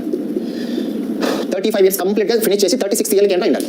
35 years పూర్తి కంప్లీట్ అయిపోయి 36th ఇయర్కి ఎంటర్ అయ్యాలి అనమాట. 35 సంవత్సరాలు పూర్తిగా నిండి ఉండాలి. అంతకంటే ఒక రోజు తక్కువ ఉన్నా సరే ప్రెసిడెంట్ పోస్ట్ ఎలిజిబుల్ కాదని చెప్పేసి గుర్తుపెట్టుకోవాలి. And he should have completed 35 years of age and he should be qualified for the election as a member of the Lok Sabha. ఇది మనకి important point. He should qualified to elect as a member of Lok Sabha. కాబట్టి ఇక్కడ లోక్ సభకు ఒక member ఎంపీగా elect అవ్వాలంటే ఎలాంటి other qualifications కలిగి ఉండాలో అటువంటి అదర్ క్వాలిఫికేషన్స్ అన్ని కూడా ప్రెసిడెంట్ కలిగి ఉండాలి. But he will not be A part of Lok Sabha. అతను లోక్ సభ మెంబర్ కాదు. He will never elect as a Lok Sabha member. While అదే వేరాజ్ బట్ కాకపోతే ఒక ఎంపీ ఒక సాధారణ ఎంపీ ఒక లోక్సభకు ఎలక్ట్ అవ్వాలంటే ఎలాంటి క్వాలిఫికేషన్స్ అవన్నీ ఉండాలి. So he should be qualified for the election of Lok Sabha MP. కాబట్టి లోక్సభకి ఎన్నిక కావాల్సిన అదర్ క్వాలిఫికేషన్స్ అన్ని కూడా కలిగి ఉండాలి. But he is not a member of Lok Sabha. He will not be a member of Rajya Sabha అని చెప్పేసి గుర్తుపెట్టుకోవాలి. లోక్సభకు మెంబర్ మాత్రం కాకూడదు. He will not be member of Lok Sabha Rajya Sabha మెంబర్గా మాత్రం ఉండకూడదు. కానీ లోక్సభకి ఎలక్ట్ అవ్వాలంటే ఎలాంటి క్వాలిఫికేషన్స్ ఉండాలో అవన్నీ కూడా ఇతను కలిగి ఉండాలని చెప్పేసి ప్రధానంగా గుర్తుపెట్టుకోవాలి. అదేవిధంగా he should not hold any office of profit. ఆదాయం వచ్చేటువంటి మిగతా ఏ ఆఫీసులో కూడా అతను పదవిలో ఉండకూడదు అన్నమాట. ఏ ఆఫీసుని కూడా చూద్దాం.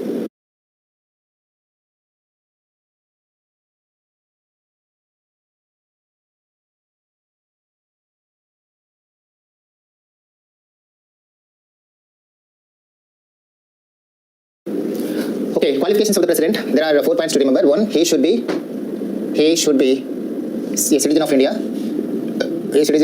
ఇక్కడ ఈ సిటిజన్షిప్ అనేది ఎలా రావచ్చు? బై బర్త్, అదేవిధంగా బై న్యాచురలైజేషన్. ఈ రెండు పద్ధతుల్లో ఎవరైతే ఇండియన్ సిటిజన్షిప్ పొందుతారో వాళ్ళందరూ కూడా ఇండియన్ ప్రెసిడెంట్ పోస్ట్కి ఎలిజిబుల్ అవుతారు. Next, he should have completed 35 years of age. Next, he should qualified to elect as a member of parliament, as a member of Lok Sabha. ఇవి main points అన్నమాట. ఇక disqualifications ఏంటంటే he should not hold any office of profit. First condition వచ్చేసి he should not hold any office of property. అంటే property కాదు. he should not hold any office of profit. ఆదాయం వచ్చేటువంటి ఏ పదవిలో కూడా అతను ఉండకూడదు. ముఖ్యంగా మనకున్నటువంటి ప్రెసిడెంట్ పోస్ట్ కానీ వైస్ ప్రెసిడెంట్ పోస్ట్ కానీ ప్రైమ్ మినిస్టర్ కానీ కౌన్సిల్ ఆఫ్ మినిస్టర్స్ కానీ ఇలాంటి వాటిని మనం ఆఫీస్ ఆఫ్ ప్రాఫిట్ అని పిలువం. ఇవి కాకుండా వేరే అదర్ బిజినెస్ యాక్టివిటీ కానీ లేదా ఒక కంపెనీలో డైరెక్టర్గా ఉండడం కానీ లేదా ఒక కంపెనీలో షేర్ హోల్డర్గా ఉండడం కానీ ఇలాంటి వాటిలో మాత్రం ఉండకూడదు. A person who is going to contest in the elections of president should not hold any office of profit. ఇది first condition have to be followed. Conditions అన్నమాట. నెంబర్ 2 ఏంటి? నెంబర్ 2 ఏంటి, he should not be a member of parliament. He should not a member of parliament అంటే పార్లమెంట్లో అతను మెంబర్గా ఉండకూడదు. He should not a member of Lok Sabha or he should not a member of Lok Sabha. రాజ్యసభలో మెంబర్గా ఉండకూడదు, లోక్సభలో కూడా మెంబర్ ఉండకూడదు. But he should be qualified for the election of member of Lok Sabha.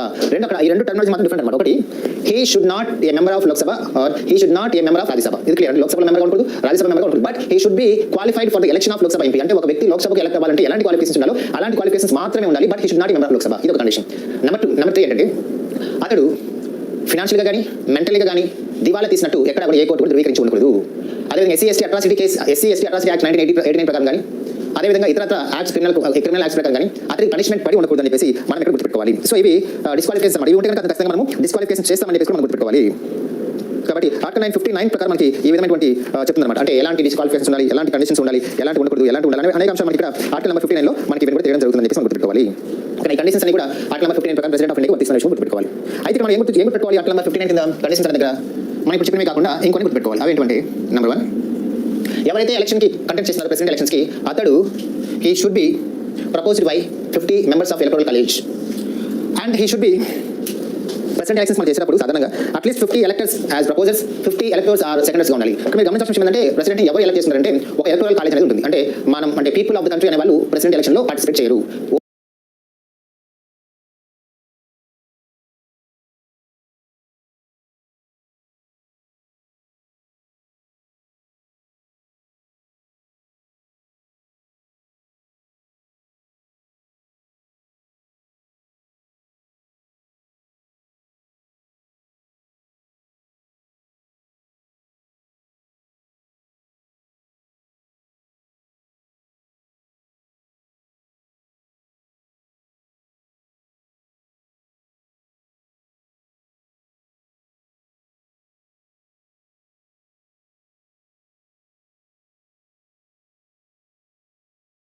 Only a few members, మనం ఎవరైతే ఓటు వేసి గెలిపించామో ఎమ్మెల్యేలు ఎంపీలు, ఆ ఎమ్మెల్యేలు ఎంపీలు మాత్రమే ప్రెసిడెంట్ ఎలక్షన్లో పార్టిసిపేట్ చేస్తారు. ఆ ఎమ్మెల్యేలు ఎంపీలతో కలిసినటువంటి గ్రూప్ మనం ఏమంటాము, ఎలక్టోరల్ కాలేజ్ అని అంటాం. ఎలక్టోరల్ కాలేజ్ అని చెప్పేసి అంటాం. ఆ ఎలక్టోరల్ కాలేజ్లో ఉండే వాళ్ళని ఎలక్టర్స్ అని చెప్పేసి అంటాం. ఎలక్టర్స్, ఈ ఎలక్టర్స్లో 50 మెంబర్స్ ఈ ప్రెసిడెంట్ నేమ్ని నామినేషన్ వేసేటప్పుడు ప్రపోజ్ చేయాలి. అంటే 50 electors should proposals and 150 members ఆ నేమ్ని బలపరచాలన్నమాట, సపోర్ట్ చేయాలి. వాళ్ళని ఏమంటాం, సెకండర్స్ అని చెప్పేసి అంటాం. సో కాబట్టి ఫస్ట్ ఆఫ్ ఆల్ ఏం చేయాలి, who ever the person is going to contest in the president election, he should be proposed by 50 electors and he should be supported by the 50 సెకండర్స్.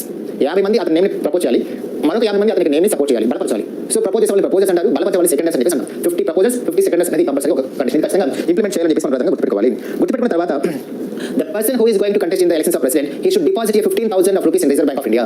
కాబట్టి ఎవరైతే మనము అంటే ప్రెసిడెంట్ ఎలక్షన్ పోటీ చేయబోతున్నారో అతను he should deposit 15,000 rupees in the name of Reserve Bank. Reserve Bank పేరిట 15,000 rupees మనం deposit చేయాలి. దీన్ని మనం ఏమంటాం, deposit fee. It is called deposit fee. ఓకేనా? అంటే ప్రతి ఒక్క అభ్యర్థి 15,000 rupees కట్టాలి ప్రెసిడెంట్ ఎలక్షన్లో పోటీ చేసే వాళ్ళు. అది ఎమ్మెల్యే ఎంపీకి వేరేగా ఉంటుంది, అది వేరే విషయం. కాబట్టి ఎవరైతే ప్రెసిడెంట్ ఎలక్షన్ పోటీ చేస్తారో వాళ్ళు ఖచ్చితంగా రిజర్వ్ బ్యాంక్ పేరు మీద 15,000 డిపాజిట్ చేయాలి. దాన్ని డిపాజిట్ ఫీస్ అంటాం. ఎలక్షన్స్ జరిగిన తర్వాత ఎలక్షన్స్ రిజల్ట్స్ వచ్చిన తర్వాత ఆ వచ్చినటువంటి ఎలక్షన్ రిజల్ట్స్లో మనకి 1/6 ఆఫ్ షేర్ ఆఫ్ ఓట్స్ అనేది మనకు వస్తే, మొత్తం ఓట్లలో మనకి 1/6 ఓట్స్ కనుక మనకు వస్తే అప్పుడు మనం కట్టినటువంటి 15,000 డిపాజిట్ ఫీ ఏదైతే ఉందో అది మళ్ళీ మనకి వెనక్కి ఇచ్చేస్తారు. ఒకవేళ మనకి మొత్తం ఓట్లలో మనకి 1/6 ఆఫ్ ఓట్ అనేది రాకపోతే అప్పుడు మనం కట్టినటువంటి డిపాజిట్ ఫీస్ అనేది మనకి ఇవ్వరు. దాన్ని మనం డిపాజిట్ లాస్ అని అంటాము. ఓకేనా? ఇది గుర్తుపెట్టుకోవాలి మీరు. The security deposit liable to be forfeited in case the candidate fails to secure 1/6 of the votes polled. Before 1997, number of proposals and seconders was 10 each, and the amount of security deposit was 2,500. In 1997, they were increased and to discourage the non-serious candidates. మనం గమనించాల్సిన మరొక విషయం ఏంటంటే 1997 ముందు కేవలం 10 members proposals ఉండేవాళ్ళు, 10 members సెకండర్స్ ఉండేవాళ్ళు. ఆ డిపాజిట్ ఫీజు వచ్చేసి 2,500 మాత్రమే ఉండేది. బట్ 1919 తర్వాత ఈ యొక్క మార్పులు చేర్పులు సవరించడం జరిగిందని చెప్పి మనం గుర్తుపెట్టుకోవాలి.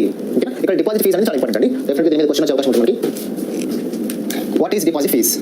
ఇది ఎవరికి ఎంత ఉంటుందని మనం గుర్తుపెట్టుకోవాలి. డిపాజిట్ ఫీజ్ అంటే నామినేషన్ వేసినప్పుడు ఆ నామినేషన్ పేపర్స్తో పాటు మనం కట్టాల్సినటువంటి సెక్యూరిటీ ఫీజ్ అనమాట. ఓకేనా?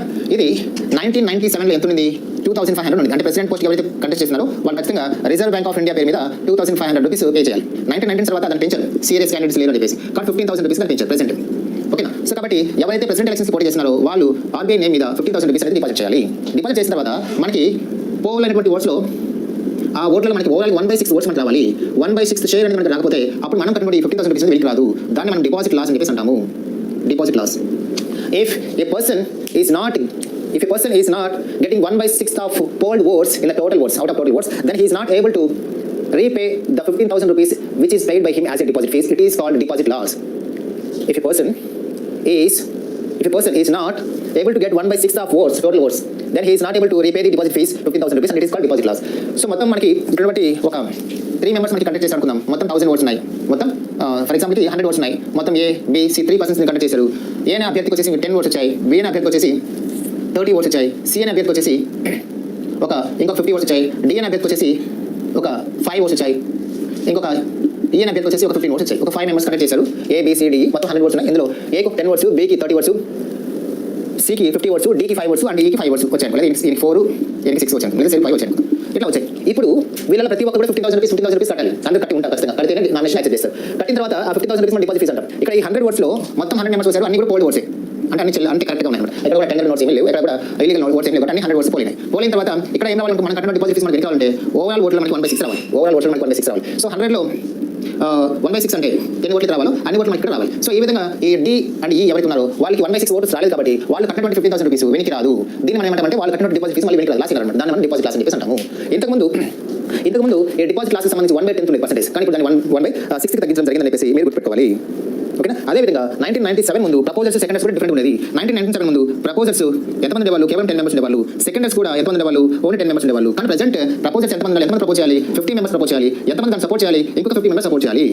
కాబట్టి ప్రపోజల్స్ ఎవరు సపోర్ట్ చేసేటువంటి సెకండర్స్ ఎవరు అంటే ప్రెసిడెంట్ ఎలక్షన్లో కేవలం ఎమ్మెల్యేలు, ఎలక్టెడ్ ఎంపీస్ మాత్రమే పార్టిసిపేట్ చేస్తారు. అలా ఎలక్టెడ్ ఎమ్మెల్యేస్ మరియు ఎలక్టెడ్ ఎంపీస్ ఉన్నటువంటి ఆ కాలేజ్ మనం ఎలక్టోరల్ కాలేజ్ అని చెప్పేసి అంటాము. ఈ ఎలక్టోరల్ కాలేజ్ ఇచ్చినటువంటి 50 మెంబర్స్ ఎలక్టర్స్ అతని పేరు ప్రపోజ్ చేయాలి, వాళ్ళు మనం ప్రపోజల్స్ అంటాము. ఇంకొక 50 మెంబర్స్ ఎలక్టర్స్ అతని మనం సపోర్ట్ చేయాలి, బలపరచాలి, వాళ్ళు మనం సెకండర్స్ అని చెప్పేసి అంటాము. సో ఈ పాయింట్స్ మనకి ఎగ్జామ్ పాయింట్ ఖచ్చితంగా 50,000 ప్రపోజల్స్ 50 మెంబర్స్, సెకండర్స్ 50 మెంబర్స్, ఇదంతా కూడా డెఫినెట్గా మనం గుర్తుపెట్టుకోవాలి. ఇది కండిషన్స్ అనమాట. సో ప్రెసిడెంట్ గా ఎలక్ట్ చేసేటువంటి కంటెస్ట్ చేసేటువంటి అభ్యర్థి అవుతున్నారో ఈ కండిషన్ ఫాలో అవ్వాలి. ఏ కండిషన్ ఫాలో అవ్వాలి? ఖచ్చితంగా నామినేషన్ వేయాలి. నామినేషన్ వేస్తే తనకి ఇన్కమ్, తనకి ప్రాపర్టీ డీటెయిల్స్, తనకి ఫ్యామిలీ డీటెయిల్స్, తనకి ఇంత ఉన్నటువంటి కేసులు లేదా లేని విషయాలు ఇవన్నీ కూడా చెప్పాలి. వాటితో పాటు నామినేషన్ అప్లికేషన్ తో పాటు 50,000 రూపీస్ డిపాజిట్ ఫీ పే చేయాలి రిజర్వ్ బ్యాంక్ మీద. దాంతో పాటు 50 మెంబర్స్ ఎలక్టర్స్ తన పేరుని ప్రపోజ్ చేయాలి, ఇంకో 50 మెంబర్స్ తన పేరుని బలపరచాలి, సెకండర్స్ ఉండాలి. ఇలా అయిన తర్వాత నామినేషన్ ఓకే అవుతుంది. ఓకే అయిన తర్వాత ఎలక్షన్ అనేది జరుగుతుంది. ఈ ఎలక్షన్ జరిగేటప్పుడు ఈ ఎలక్షన్ ఎవరు కండక్ట్ చేస్తారంటే సెంట్రల్ ఎలక్షన్ కమిషన్ సిఈసి వాళ్ళు చేస్తారు. సెంట్రల్ ఎలక్షన్ కమిషన్ ఏది ఉందో ఆ central election commission president elections ని ఎవ్రీ 5 years ఒకసారి కండక్ట్ చేస్తుంది. అలా కండక్ట్ చేసినప్పుడు ఈ ఎలక్షన్స్ కి రిటర్నింగ్ ఆఫీసర్స్ లాగా ఎవరు ఉంటారంటే ప్రతి ఎలక్షన్ జరిగేటప్పుడు ఎలక్షన్స్ కి రిటర్నింగ్ ఆఫీసర్ అనేవాళ్ళు కదా, ముఖ్యమైన officer, chief officer of the elections వచ్చేసి returning officers. So president election లో రిటర్నింగ్ ఆఫీసర్స్ లాగా ఎవరు పనిచేస్తారు అంటే సెక్రటరీ జనరల్స్ ఆఫ్ పార్లమెంట్. లోక్సభకి ఒక సెక్రటరీ జనరల్ ఉంటారు, రాజ్యసభకి ఒక సెక్రటరీ జనరల్ ఉంటారు. So the secretary generals of Lok Sabha or Rajya Sabha acts as a returning officer of president elections in India. ఒక ఎలక్షన్ కి లోక్సభ సెక్రటరీ జనరల్ ఆర్వోగా పనిచేస్తే నెక్స్ట్ 5 years తర్వాత వచ్చే ఎలక్షన్స్ కి లోక్సభ సెక్రటరీ జనరల్ ఆర్వోగా పనిచేస్తాడు. సో ఇది మొత్తం 1/1 అనమాట. ఒకసారి లోక్సభ సెక్రటరీ జనరల్ ఆర్వోగా పనిచేస్తే ఇంకొకసారి రాజ్యసభ సెక్రటరీ జనరల్ ఆర్వోగా పనిచేస్తారు. So for the election of the president either Lok Sabha secretary general or Rajya Sabha secretary general acts as a returning officer అని గుర్తుపెట్టుకోవాలి. ఇది ఒకసారి లోక్సభ సెక్రటరీ జనరల్ పనిచేస్తే ఇంకోటానికి Rajya Sabha secretary general returning officer గా పనిచేస్తున్న విషయం గుర్తుపెట్టుకోవాలి. ఇవి ఇంపార్టెంట్ థింగ్స్ అన్నమాట ప్రెసిడెంట్ ఎలక్షన్స్ కి సంబంధించి. అయితే ఈ ప్రెసిడెంట్ ఎలక్షన్స్ కి సంబంధించిన అతి ముఖ్యమైన విషయం ఏంది? Electoral college. What is electoral college? ఇందులో ఎవరు ఉంటారు, సో వాళ్ళు ఓటు ఏ విధంగా షేర్ చేస్తారు అనేది మనం గమనించాలి. Electoral college it is nothing but an electoral group to elect the president. ప్రెసిడెంట్ని ఎన్నుకోవడానికి ఏర్పడినటువంటి ఒక ఎలక్టోరల్ గ్రూప్ అన్నమాట. ఇందులో ఎవరు ఉంటారు members? Elected MLAs of the states. ఇదొకటి. Number 2 elected MPs of the parliament. వీళ్ళతో పాటే elected MLAs of Delhi, Puducherry and Jammu Kashmir UTs. ఇది మనం గమనించాలి. ఇప్పుడు ఏంటంటే మనకి ప్రెసిడెంట్ ఎలక్షన్ అనేది జరుగుతున్నప్పుడు ఆ ప్రెసిడెంట్ ఎలక్షన్ అనేది ఎవరు అందులో పార్టిసిపేట్ చేశారు? ఓన్లీ ఫ్యూ మెంబర్స్ పార్టిసిపేట్ చేస్తారు. ఆ పార్టిసిపేట్ చేసే పర్సన్స్ ఎవరున్నారో దాన్ని మనం ఏమంటాం? ఎలక్టోరల్ కాలేజ్ అని చెప్పేసి అంటాము. ఆ ఎలక్టోరల్ కాలేజ్లో ఎవరు ఉంటారు? ఓన్లీ ఎలక్టెడ్ మెంబర్స్ మాత్రమే ఉంటారు, నామినేటెడ్ మెంబర్స్ ఉండరు. ఇక్కడ మనం గమనించినట్లయితే elected MLAs of the states, ప్రతి స్టేట్లో కూడా ఒక అసెంబ్లీ ఉంటుంది. ఆ అసెంబ్లీకి కొంతమంది ఎమ్మెల్యేలు ఎలక్ట్ అవుతారు. ఆ ఎలక్టెడ్ ఎమ్మెల్యేలందరికీ ఇందులో ఓటు ఉంటుంది. అయితే ఇక్కడ మనం గమనించాల్సిన విషయం ఏంటంటే ప్రతి స్టేట్లో కూడా ఒక ఆంగ్లో ఇండియన్, అంటే ఏ స్టేట్లో అయితే ఆంగ్లో ఇండియన్స్ రిప్రజెంటేషన్ ఉండదో, ఏ స్టేట్లో అయితే ఆంగ్లో ఇండియన్స్ రిప్రజెంటేషన్ అనేది ఉండదు, ఆ స్టేట్లో ఆ స్టేట్ గవర్నర్ ఆ స్టేట్ అసెంబ్లీకి ఒక ఆంగ్లో ఇండియన్ నామినేట్ చేస్తారు. ఇలా నామినేట్ చేసేటువంటి ఎమ్మెల్యేలు ఉండరు. దేంట్లో ఉండరు? ఎలక్టోరల్ కాలేజ్లో ఉండరు. కాబట్టి nominated members of the state assemblies అనేవాళ్ళు ఇక్కడ చూడలేదు. అదేవిధంగా elected MPs of the parliament అంటే both Rajya Sabha and Lok Sabha plus Rajya Sabha. కాబట్టి ఇక్కడ లోక్సభలో ఉన్నటువంటి ఎంపీలు, రాజ్యసభలో ఉన్నటువంటి ఎంపీలు, వీళ్ళలో ఎవరైతే నామినేట్ కాకుండా డైరెక్ట్గా ఎలక్షన్ ద్వారా వచ్చి ఉంటారో అటువంటి వారు మొత్తం ఇక్కడ ఉంటారని చెప్పేసి గుర్తుపెట్టుకోవాలి. ఇక్కడ మీకు అర్థమవుతుంది అనుకుంటా. కాబట్టి ఎవరు అంటే ఓన్లీ ఎలక్టెడ్ అనేది మాత్రం గుర్తుపెట్టుకోవాలి తప్ప నామినేటెడ్ అనే పదానికి ఇక్కడ చోటు లేదు అనే విషయం మీరు గుర్తుపెట్టుకోవాలి. ఓకే, ఇక్కడ మనకి లోక్సభలో ఎంతమంది ఓవరాల్గా 545 ఉంటారు కదా. ఈ 545లో 543 మెంబర్స్ వచ్చేసి they are elected by the people for every 5 years. ఇంకొక ఇద్దరు వచ్చేసి నామినేటెడ్ ఉంటారు, అంటే nominated by the president of India. ఈ ఇద్దరు ఎవరైతే లోక్సభలో నామినేటెడ్ ఎంపీస్ గా వాళ్ళకి ప్రెసిడెంట్ ఎలక్షన్ చోటు ఉండదు. కాబట్టి లోక్సభ నుంచి వచ్చేటువంటి 543 ఎలక్టెడ్ ఎంపీస్, రాజ్యసభ నుంచి వచ్చేటువంటి రాజ్యసభలో మొత్తం ఉంటారు 245 ప్రెసిడెంట్. ఈ 245లో మనకి 233 మాత్రమే ఎలక్ట్ అవుతారు. మిగతా 12 మెంబర్స్ నామినేట్ అవుతారు, అంటే ప్రెసిడెంట్ చేత నామినేట్ చేయబడతారు, అంటే వీళ్ళు ఎలక్షన్ ద్వారా రాదన్నమాట. కాబట్టి ఇక్కడ రాజ్యసభలో ఎవరైతే నామినేటెడ్ మెంబర్స్ ఉన్నారో ఆ 12 మెంబర్స్ వాళ్ళకి ప్రెసిడెంట్ ఎలక్షన్ చోటు లేదు. కాబట్టి రాజ్యసభ నుంచి సార్ ఓన్లీ 233 వస్తారు. కాబట్టి ఇక్కడ ఎవరు ఉంటారు? ఇక్కడ elected MPs elected MPs of parliament. ఇక్కడ ఎలక్టెడ్ ఎంపీస్ ఆఫ్ పార్లమెంట్ అన్నప్పుడు రాజ్యసభ నుంచి ఎంతమంది ఎలక్ట్ అవుతారు? 233 మెంబర్స్. లోక్సభ నుంచి ఎంతమంది ఎలక్ట్ అవుతారు? 543. నామినేటెడ్ మెంబర్స్ ఇక్కడ చోటు ఉండదు. సో రెండు కలుపుకుంటే ఎంతమంది మొత్తం 776 మెంబర్స్ పార్లమెంట్ నుంచి ప్రెసిడెంట్ ఎలక్షన్ లో చోటు ఉంటుంది. 776 మెంబర్స్ ఇక్కడ ఏమవుతుందంటే ప్రెసిడెంట్ ఎలక్షన్స్ కి చోటు ఉంటుంది, ఓటు ఉంటుంది అని గుర్తుపెట్టుకోవాలి. అదే విధంగా మనం ఇక్కడ గమనిస్తే రాజ్యసభ నుంచి ఎంతమంది sir? Only 243 elected MPs. Rajya Sabha నుంచి వచ్చేటువంటి రాజ్యసభ మొత్తం ఎంతమంది ఉంటారు? 245 ప్రెసెంట్. ఈ 245 లో మనకి 233 మాత్రమే ఎలక్ట్ అవుతారు. మిగతా 12 మెంబర్స్ నామినేట్ అవుతారు, అంటే ప్రెసిడెంట్ చేత నామినేట్ చేయబడతారు, అంటే వీరు ఎలక్షన్ ద్వారా రాదన్నమాట. కాబట్టి ఇక్కడ రాజ్యసభలో ఎవరైతే నామినేటెడ్ మెంబర్స్ ఉన్నారో 12 మెంబర్స్ వాళ్ళకి ప్రెసిడెంట్ ఎలక్షన్ చోటు లేదు. కాబట్టి రాజ్యసభ నుంచి ఎంతమంది సార్? ఓన్లీ 233 వస్తారు. కాబట్టి ఇక్కడ ఎవరు ఉంటారు? ఇక్కడ ఎలక్టెడ్ ఎంపీస్ ఆఫ్ పార్లమెంట్. ఇక్కడ ఎలక్టెడ్ ఎంపీస్ ఆఫ్ పార్లమెంట్ అన్నప్పుడు రాజ్యసభ నుంచి ఎంతమంది ఎలక్ట్ అవుతారు? 233 మెంబర్స్. లోక్సభ నుంచి ఎంతమంది ఎలక్ట్ అవుతారు? 543. నామినేటెడ్ మెంబర్స్ ఇక్కడ చోటు ఉండదు. సో రెండు కలుపుకుంటే ఎంతమంది మొత్తం 776 మెంబర్స్ పార్లమెంట్ నుంచి ప్రెసిడెంట్ ఎలక్షన్ లో చోటు ఉంటుంది. 776 మెంబర్స్ ఇక్కడ ఏమవుతుందంటే ప్రెసిడెంట్ ఎలక్షన్స్ కి చోటు ఉంటుంది, ఓటు ఉంటుంది అని గుర్తుపెట్టుకోవాలి. అదే విధంగా మనం ఇక్కడ గమనిస్తే స్టేట్స్ విషయానికి వస్తే మనకి ప్రెసెంట్ 28 స్టేట్స్ ఉన్నాయి కదా. ఈ 28 స్టేట్స్ నుంచి ఎంతమంది అయితే ఎమ్మెల్యేలు వస్తారు? ఆ ఎమ్మెల్యేలు అందరూ, కాకపోతే ఎవరు ఉన్నారు? నామినేటెడ్ ఎమ్మెల్యేలు ఉండరు. కాబట్టి ఇంకా స్టేట్స్ నుంచి మనం చూస్తే elected MLAs from 28 states. 28 states నుంచి ఎంతమంది ఎమ్మెల్యేలు వస్తారో వాళ్ళందరూ. ఇంతకుముందు జమ్మూ కాశ్మీర్ కూడా ఉన్నప్పుడు సుమారుగా 4226 మెంబర్స్ ఉండేవాళ్ళు, సుమారుగా 4276 ఉండేవాళ్ళు. వాళ్ళందరూ వస్తారు. అంటే జమ్మూ కాశ్మీర్ 4276 ఎమ్మెల్యేలు దగ్గర ఉండేవాళ్ళు. సో వీళ్ళందరికీ ఓటు ఉండేది. వీళ్ళతో పాటే తర్వాత ఏం చేశారు? 1990లో 72nd కాన్స్టిట్యూషనల్ అమెండ్మెంట్ తీసుకోవడం జరిగింది. 1992లో 17th కాన్స్టిట్యూషనల్ అమెండ్మెంట్ యాక్ట్ అవడం జరిగింది. ఈ 17th కాన్స్టిట్యూషనల్ అమెండ్మెంట్ యాక్ట్ ద్వారా మనకి అప్పటి ఉన్నటువంటి యూనియన్ టెరిటరీస్ ఏవైతే ఉన్నాయో ఢిల్లీ అండ్ పుదుచ్చేరికి లెజిస్లేచర్స్ కూడా ఉన్నాయి. మన స్టేట్ అసెంబ్లీ ఏదైతే ఉంటుందో ఢిల్లీకి కూడా ఒక అసెంబ్లీ ఉంది, పుదుచ్చేరికి కూడా ఒక అసెంబ్లీ ఉంది. ఢిల్లీలో వచ్చేసి 70 ఎమ్మెల్యేస్ ఉంటారు, పుదుచ్చేరి దాంట్లో 30 ఎమ్మెల్యేస్ ఉంటారు. ఇంతకుముందు 1995కి ముందు ఈ ఢిల్లీ ఎమ్మెల్యేస్కి, పుదుచ్చేరి ఎమ్మెల్యేస్కి ప్రెసిడెన్షియల్ ఎలక్షన్ లో ఓటు హక్కు ఉండేది కాదు, బిఫోర్ 1995. అయితే 1992లో 17th కాన్స్టిట్యూషనల్ అమెండ్మెంట్ యాక్ట్ తర్వాత ఈ ఢిల్లీ అండ్ పుదుచ్చేరి ఎమ్మెల్యేస్ ఎవరున్నారో వాళ్ళకి కూడా ప్రెసిడెంట్ ఎలక్షన్ లో ఓటు వేసే హక్కు కల్పించబడింది. ఇది ఎప్పటి నుంచి అమలుకి వచ్చింది? 17th constitutional amendment act 1995 June 1 నుంచి అమలుకి వచ్చింది. కాబట్టి 1991 ఎలక్షన్లలో ప్రెసిడెన్షియల్ ఎలక్షన్లలో వీళ్ళు Delhi MLAs and Puducherry MLAs పాల్గొనడం జరిగింది. ఇప్పుడు జమ్మూ కాశ్మీర్ అనేది కొత్తగా ఏర్పడింది union territory. 2019 October 31 Jammu Kashmir bifurcate అయిన ఒక యూనియన్ టెరిటరీ లాగా మారింది. ఇలా మారింది అందరూ కలిసి ఒక గ్రూప్ లాగా ఏర్పడితే దాన్ని ఎలక్టోరల్ కాలేజ్ అని చెప్పేసి అంటాము. ఓకేనా? కాబట్టి ఈ ఎలక్టోరల్ కాలేజ్ ఎవరు ఉంటారని మీరు బాగా గుర్తుపెట్టుకోవాలి, ఎవరు ఉండరు అనేది బాగా గుర్తుపెట్టుకోవాలి. సో ఇక్కడ మనం గమనించాల్సిన విషయం ఏంటంటే ఓన్లీ ఎలక్టెడ్ అనే పదం మాత్రం గుర్తుపెట్టుకోవాలి. Elected MLAs from all 28 states, elected MLAs from Delhi, elected MLAs from Puducherry, elected MPs from Lok Sabha, elected MPs from Rajya Sabha. Only these members have only the right to participate in the president elections. ఓకేనా? వీళ్ళందరూ కలిసి ఒక group లాగా ఏర్పడితే దాన్ని electoral college అని చెప్పేసి అంటాము. ఓకేనా? కాబట్టి ఈ ఎలక్టోరల్ కాలేజ్కి సంబంధించినటువంటి ఈ వ్యవహారం మొత్తం వీళ్ళు అలా ఉంటారన్నమాట. అంటే 776 మెంబర్స్ పార్లమెంట్ నుంచి వస్తారు, సుమారుగా 4276 ఎమ్మెల్యేస్ స్టేట్స్ నుంచి వస్తారు. వీళ్ళందరూ కలిసి ఒక ఎలక్టోరల్ కాలేజ్ లాగా ఫామ్ అవుతారు. ఫామ్ అయిన తర్వాత వీళ్ళు ఏం చేయాలి? వీళ్ళు ప్రెసిడెంట్ ఎలక్షన్ లో పోటీ చేయాలి. ఈ ప్రెసిడెంట్ ఎలక్షన్ వీళ్ళు పోటీ చేసేటప్పుడు ప్రతి ఎమ్మెల్యే వాళ్ళ స్టేట్ తరపున ఓటు వేయాలి. అదేవిధంగా ఎంపీ కూడా ఓటు వేయాలి. ఇలా వేసేటప్పుడు ఎమ్మెల్యేకి ఒక ఓటు విలువ, ఎంపీకి ఇంకొక ఓటు విలువ ఉంటుంది. అంటే ఒక ఫార్ములా ప్రకారం ఎమ్మెల్యే ఓటు విలువను, ఎంపీ ఓటు విలువను క్యాలిక్యులేట్ చేస్తారు. సాధారణంగా 1971 సెన్సస్ ప్రకారం ఈ యొక్క MLA vote value, MP vote వాల్యూని క్యాలిక్యులేట్ చేయడం జరుగుతుంది. ఎమ్మెల్యే ఓటు వాల్యూకి ఒక ఫార్ములా ఉంటుంది, ఎంపీ ఓటు విలువకి ఒక ఫార్ములా ఉంటుంది. ఎమ్మెల్యే ఓటు వాల్యూ అనేది స్టేట్ టు స్టేట్ చేంజ్ అవుతూ ఉంటుంది, ఎంపీ ఓటు వాల్యూ అనేది చేంజ్ అవ్వకుండా ఉంటుంది. విషయం గుర్తుపెట్టుకోవాలి. ఇక మనం ఆ ఫార్ములాస్ కనుక మనం గమనించినట్లయితే ఎమ్మెల్యే ఓటుని ఎలా క్యాలిక్యులేట్ చేస్తారు, ఎంపీ ఓటుని ఎలా క్యాలిక్యులేట్ చేస్తారు? ముందుగా ఎమ్మెల్యే ఓటు తీసుకుంటారు. ఫస్ట్ ఎమ్మెల్యే ఓటు ఎలా calculate చేయబడుతుందంటే total population of the state by the elected MLAs from the state into 1/1000. ఈ ఫార్ములా చేత లెక్కిస్తారు అన్నమాట. మనకి MLA vote in president election ఎలా క్యాలిక్యులేట్ చేస్తారంటే total population of the state by elected MLAs of the state into 1/1000. ఈ formula చేత ఒక ఎమ్మెల్యే యొక్క ఓటు వాల్యూని క్యాలిక్యులేట్ చేస్తారు. ఎందుకు ఇలాంటి ఫార్ములా పెట్టారంటే మన కంట్రీలో స్టేట్స్ అన్ని కూడా పాపులేషన్ పరంగా ఈక్వల్గా లేవు. కాబట్టి ఈ యొక్క ఒక స్టేట్లో పాపులేషన్ ఎక్కువ ఉంది, ఒక స్టేట్లో పాపులేషన్ తక్కువ ఉంది. అలా ఉన్నప్పుడు అన్ని స్టేట్స్కి కూడా ఒకే రకమైన ఓటు వాల్యూ ఉండకూడదు. ఆంధ్రప్రదేశ్లో 5 కోట్ల మంది జనాభా ఉంటే సిక్కింలో చాలా తక్కువ మంది ఉన్నారు, గోవాలో చాలా తక్కువ ఉన్నారు, ఉత్తరప్రదేశ్లో ఎక్కువ ఉన్నారు. సో ఈ విధంగా స్టేట్ టు స్టేట్ అనేది పాపులేషన్ మారుతూ ఉంటుంది. ఇలా మారుతూ ఉన్నప్పుడు ఏమవుతుంది? డెఫినెట్గా చేంజ్ అనేది వస్తుంది. ఈ చేంజ్ రాకుండా వాళ్ళ పాపులేషన్కి తగిన విధంగానే ఓటు విలువ ఉండాలని చెప్పేసి ఇక ఫార్ములా తీసుకొచ్చారు. కాబట్టి for example Andhra Pradesh MLA vote value calculate చేయాలంటే Andhra Pradesh total population by Andhra Pradesh total elected MLAs into 1/1000 తీసుకుంటారు. ఇక్కడ సెన్సస్ అనేది దేని ప్రకారం తీసుకుంటారు? 1971 సెన్సస్ ఏదో దాని ప్రకారం తీసుకుంటారు. 2021 ఈ పాపులేషన్ తీసుకోరు, 1971 రిపోర్ట్ ఆధారంగా తీసుకుంటారు. ఇక ఎంపీ ఓటు వాల్యూ అనేది ఎలా క్యాలిక్యులేట్ చేస్తారంటే ఈ విధంగా ఎమ్మెల్యే ఓటు మొత్తాన్ని క్యాలిక్యులేట్ చేసిన తర్వాత అప్పుడు వాల్యూ కూడా ఇస్తారు అన్నమాట. MP vote value, MLA vote value calculate చేసిన తర్వాత పోస్ట్ రాకపోతే మళ్ళీ సెకండ్ ప్రయారిటీ ఓట్ అనేది లెక్కిస్తారు. అలా సెకండ్ ప్రయారిటీ ఓట్ ప్రకారం తీసుకున్నప్పుడు ఎవరైతే మోర్ దెన్ 50% ఆఫ్ ఓట్స్ వస్తారో అతని ప్రెసిడెంట్ ఆఫ్ ఇండియాగా